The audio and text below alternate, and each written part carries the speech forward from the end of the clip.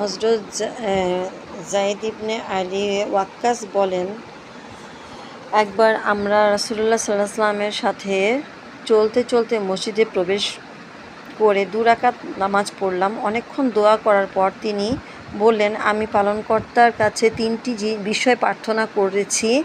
এক হচ্ছে, আমার উম্মতকে যেন নিমজ্জিত করে ধ্বংস করা না হয়। আল্লাহ তাআলা এ দোয়া কবুল করেছেন।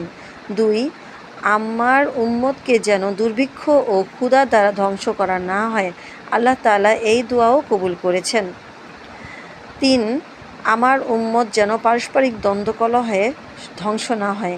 আমার শেষ পর্যন্ত এরূপ দোয়া করতে নিষেধ করা হয়েছে।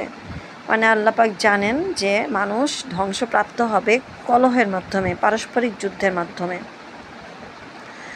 তো পারস্পরিক দ্বন্দ্ব, কলহ ও যুদ্ধ বিগ্রহ লিপ্ত হতে